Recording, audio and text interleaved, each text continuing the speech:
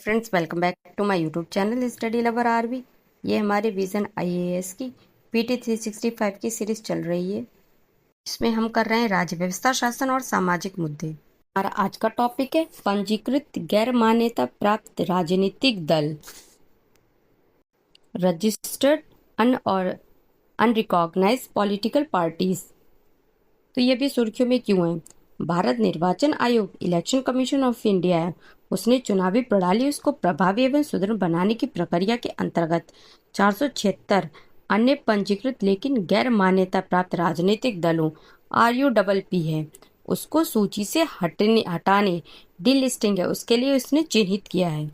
पंजीकृत लेकिन गैर मान्यता प्राप्त राजनीतिक दल RUPP, इसके बारे में तो RUPP से वे राजनीतिक दल होते हैं जो भारत निर्वाचन आयोग के अंतर्गत पंजीकृत तो होते हैं, परंतु उन्हें ना तो राज्य स्तरीय और ना ही राष्ट्रीय दल है उसके रूप में मान्यता प्राप्त होती है। कानूनी प्रावधान एवं दिशा निर्देश तो लोक प्रतिनिधित्व अधिनियम RPA 1951 उसकी धारा 29 से है। यह निर्धारित करती है कि किसी राजनीतिक दल है उसको निर्वाचन आयोग के साथ पंजीकरण हेतु किन मानदंड है उनका पालन करना आवश्यक है। भारतीय राष्ट्रीय कांग्रेस बनाम इंस्टीट्यूट ऑफ सोशल वेलफेयर 2002, तो इस बात में यह निर्णय दिया गया था कि लोक प्रतिनिधित्व अधिनियम है उसके अंतर्गत निर्वाचन आयोग है उसको किसी राजनीतिक दल का पंजीकरण रद्द करने का अधिकार प्राप्त नहीं है। तथापि राजनीतिक दल हैं उनके पंजीकरण से संबंधित दिशा निर्देश हैं।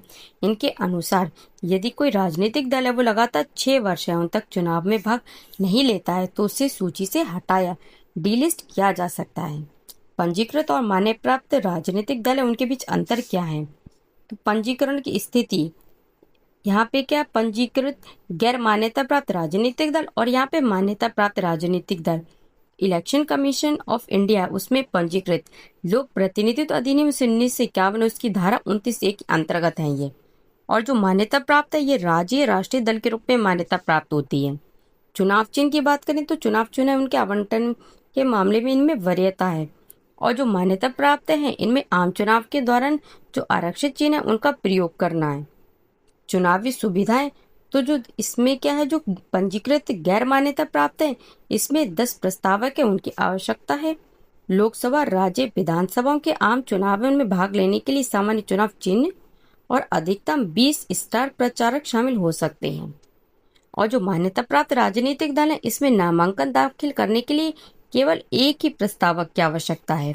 आम चुनाव के दौरान आकाशवाणी, दूरदर्शन पर प्रसारण टेलीकास्ट की सुविधा इनको उपलब्ध होती है और ये अधिकतम 40 स्टार प्रचारक शामिल हो सकते हैं।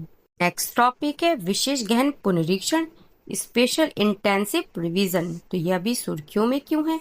तो हाल ही में जो निर्वाचन आयोग है उसने पश्चिम बंगाल, राजस्थान, गोवा, लक्षद्वीप और पुडुचेरी उसमें विशेष गहन पुनरीक्षण SIR है उसके बाद मतदाता सूची उसका मसौदा प्रकाशित किया है। विशेष गहन पुनरीक्षण के बारे में देख लेते हैं। तो SIR है स्पेशल इंटेंसिव रिवीजन, इसको संविधान के अनुच्छेद 324 है और लोक प्रतिनिधित्व अधिनियम 1950 है उसकी धारा 21, इसके तहत इसको कानूनी मान्यता प्राप्त है। यह घर घर जाकर हाउस टू हाउस वेरिफिकेशन की प्रक्रिया है ताकि जो सभी पात्र नागरिक हैं उनका नाम मतदाता सूची में शामिल किया जा सके।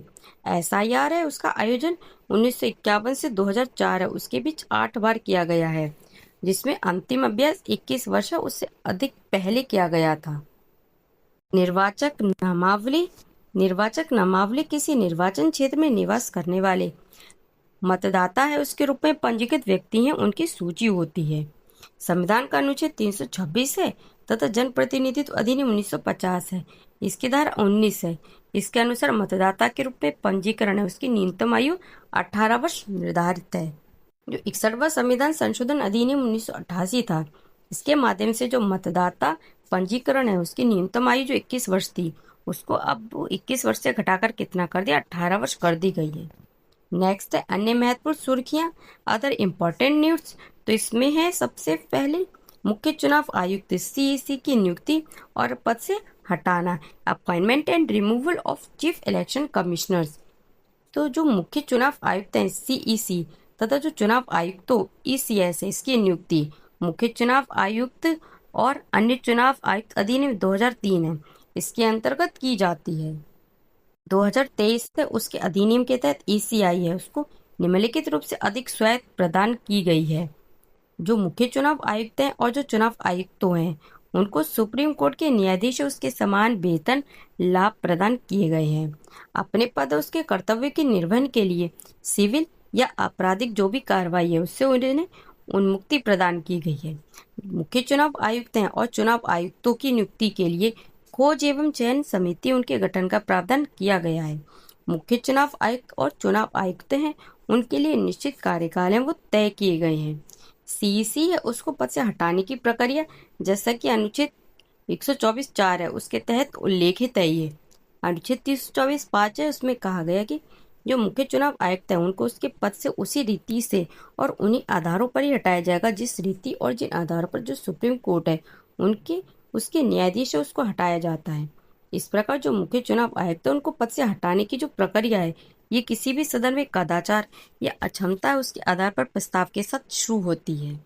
जो प्रस्ताव है वो स्वीकार हो जाने पर एक समिति है वो आरोप है उनकी जांच है, उसकी वैधता है उसकी जांच करती है। इस जो प्रस्ताव है इसको संसद के दोनों सदनों राज्यसभा और लोकसभा उसमें उपस्थित और मतदान करने वाले 2/3 जो सदस्य हैं उनके बहुमत से पारित होना अनिवार्य है।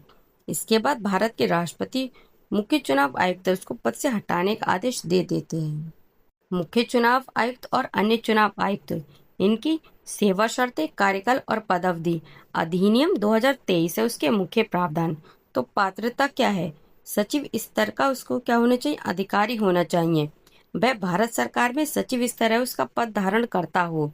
अनुभव और सत्यनिष्ठा, तो चुनाव की प्रबंधन और संचालन है उसका अनिवार्य अनुभव होना चाहिए। खोज सर्च समिति, तो अध्यक्ष कौन है इसका? केंद्रीय विधि एवं न्याय मंत्री, वो इसके अध्यक्ष हैं। संरचना, तो इसमें 2 सदस्य, कौन से? सचिव या उससे ऊपर रैंक का अधिकारी और 5 पात्र उम्मीदवार हैं उनकी सूची तैयार करती है। चयन समिति, समिति के सदस्य, तो कौन समिति के सदस्य? प्रधानमंत्री अध्यक्ष होंगे। लोकसभा में प्रतिपक्ष है उसका नेता तथा प्रधानमंत्री है उनके द्वारा नामित केंद्रीय कैबिनेट मंत्री और राष्ट्रपति उसको चुने गए उम्मीदवार उनकी सिफारिश करती है। त्यागपत्र और पद से हटाना, तो त्यागपत्र की प्रक्रिया क्या है? तो मुख्य चुनाव आयुक्त या जो चुनाव आयुक्त हैं ये राष्ट्रपति उसको पत्र लिखकर अपना त्यागपत्र दे सकता है। पद से हटाने की प्रक्रिया, तो जो मुख्य चुनाव आयुक्त हैं उनको सुप्रीम कोर्ट के न्यायाधीश को हटाने वाले समान प्रक्रिया से ही हटाया जाता है। चुनाव आयुक्त उनको मुख्य चुनाव आयुक्त उनकी सिफारिश पर हटाया जाता है। सेवा शर्तें, कार्यकाल, तो इसका कार्यकाल क्या है? 6 वर्ष या 65 वर्ष की आयु का होने पर जो भी इनमें से पहले हो। सेवा और शर्तें, तो यदि जो चुनाव आयुक्त हैं वो मुख्य चुनाव आयुक्त बनता है तब दोनों कार्यकाल मिलाकर 6 वर्ष से अधिक नहीं होना चाहिए और ये पुनर्नियुक्ति उसके लिए पात्र नहीं है। सुर्खियों में रही मुख्य शब्दावलियां पहले, की टर्म्स इनिशिएटिव्स इन न्यूज़, तो सबसे पहले है ECINET digital platform, ECNET digital platform. तो हाल ही में जो भारत निर्वाचन आयोग है ECI है, इसने 5 विधानसभा सीटें हैं उन पर हुए उपचुनाव है उनके दौरान ECNET डिजिटल प्लेटफॉर्म है उसका उपयोग किया है। ECNET है, ECI नेट है, ये ऐप है, इसके बारे में हम देखते हैं। तो ये मतदान प्रतिशत है उसकी समयबद्ध रिपोर्टिंग है उसके लिए क्या है? एक ये वन स्टॉप प्लेटफॉर्म है। निर्वाचन का संचालन नियम 1961 है, तो उसके तहत जो पीठासीन अधिकारी हैं उनको मतदान समाप्त होने पर मतदान केंद्र पर उपस्थित राजनीतिक दल हैं उनके द्वारा नामित बूथ स्तर के एजेंट हैं उनको फॉर्म 17C प्रदान करना अनिवार्य होता है। फॉर्म 17C, इसमें मतदान केंद्र बार मतदाता उपस्थिति का विवरण दर्ज किया जाता है। इसमें जो कुल निर्वाचक हैं, डाले गए मत, अस्वीकृत वंचित मत तथा अभिलेखित न किए गए मत हैं उनकी जानकारी शामिल होती है। इसके अतिरिक्त इसमें प्रत्याशी वार कुल प्राप्त मत है उनका विवरण भी दर्ज किया जाता है। ईवीएम है, इसके मतपत्र उसकी पठनीयता में सुधार करने के उद्देश्य से इसके नियम 39 बी है, उसमें 49 बी है, इसमें संशोधन किया गया है। इसके अंतर्गत जो प्रत्याशी हैं इनके रंगीन तस्वीर शामिल किए गए हैं। मुख्य विशेषताएं क्या क्या हैं? जो पीठासीन अधिकारी है मतदान के लिए प्रत्येक 2 घंटे में मतदान है उसके आंकड़ों को अपडेट करते हैं। आंकड़ों की सटीकता सुनिश्चित करने के लिए केवल निर्वाचन आयोग है उनके नामित अधिकारी ही डेटा प्रविष्ट कर सकते हैं। परिणाम घोषित होने के 72 घंटे हैं उनके भीतर इंडेक्स कार्ड है उसका शीघ्र प्रकाशन किया जाता है। इंडेक्स कार्ड चुनाव उसके बाद तैयार की जाने वाली ये क्या है, गैर सांविधिक रिपोर्ट होती है। इसमें निर्वाचन क्षेत्र स्तर पर उम्मीदवारों, मतदाताओं, प्राप्त मतों, दल के मत शेयर, लिंग आधारित मतदान पैटर्न और क्षेत्राधिकारी विविधताएं उन पर विस्तृत आंकड़े शामिल होते हैं। इस टॉपिक है डाक मतपत्र, पोस्टल बैलेट। तो क्या है? भारत निर्वाचन आयोग ईसीआई है, इसने डाक मतपत्र है उसकी गणना अनिवार्य रूप से इलेक्ट्रॉनिक वोटिंग मशीन ईवीएम है उसके माध्यम उनकी अंतिम 2 दौर है उसकी गणना से पहले पूरा कराने का निर्णय लिया है। डाक मतपत्र के बारे में, तो जो डाक मतपत्र है ये एक ऐसी प्रणाली है इसके तहत मतदाता अपने मतपत्र है उसको इलेक्ट्रॉनिक रूप में प्राप्त कर सकते हैं और इसे डाक द्वारा भेज भी सकते हैं। कानूनी व्यवस्था, तो यह प्रणाली चुनाव संचालन नियम 1961 और लोक प्रतिनिधित्व अधिनियम 1951 द्वारा शासित होती है। पोस्टल बैलेट है उसमें 3 अपवाद निहित होते हैं। फर्स्ट है मतदान केंद्र, पोलिंग स्टेशन, इसके बाहर मतदान होता है। सेकंड है ये ईवीएम के बजाय गैर ईवीएम पद्धति उससे किया जाता है। और थर्ड है यह निर्धारित मतदान तिथि से पहले संपन्न होता है। मतपत्र जारी करना, तो पोस्टल बैलेट मतपत्र मतदाता है उसको पोस्ट प्रमाण पत्र सर्टिफिकेट ऑफ पोस्टिंग है उसके तहत भेजा जाता है। इसके साथ निम्नलिखित शामिल होते हैं। फॉर्म 13A में घोषणा पत्र, फॉर्म 30B है उसमें एक कवर, फॉर्म 13C है उसमें रिटर्निंग ऑफिसर के नाम संबोधित एक बड़ा कवर तथा मतदाता के मार्गदर्शन हेतु 13D में निर्देश। डाक मतपत्र पात्रता, पोस्टल बैलेट्स एलिजिबिलिटी, तो क्या क्या है इसकी पात्रता? सेवा मतदाता, सशस्त्र बल हैं उनके सदस्य, राज्य के बाहर सेवारत पुलिस बल और विदेश में तैनात सरकारी कर्मचारी। और कौन है विशेष मतदाता? तो राष्ट्रपति, उपराष्ट्रपति, राज्यपाल, कैबिनेट मंत्री और अन्य उच्च पदस्थ गणमान्य व्यक्ति तथा उनके पति पत्नी। अनुपस्थित मतदाता, तो 85 वर्ष या उससे अधिक आयु के वरिष्ठ नागरिक, निर्धारित विकलांगता प्रमाण पत्र, 40% से अधिक दिव्यांगता वाले दिव्यांगजन, पीडब्ल्यूडीएस और कोविड-19 से संक्रमित मतदाता और आवश्यक सेवाओं में कार्यरत मतदाता। निवारक निरोध है उसमें बंद मतदाता, बेनिर्वाचक मतदाता जो निवारक निरोध के तहत हिरासत में है।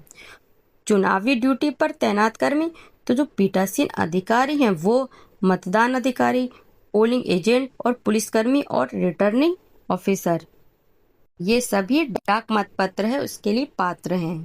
नेक्स्ट है केंद्र राज्य संबंध, सेंट्रल स्टेट रिलेशंस।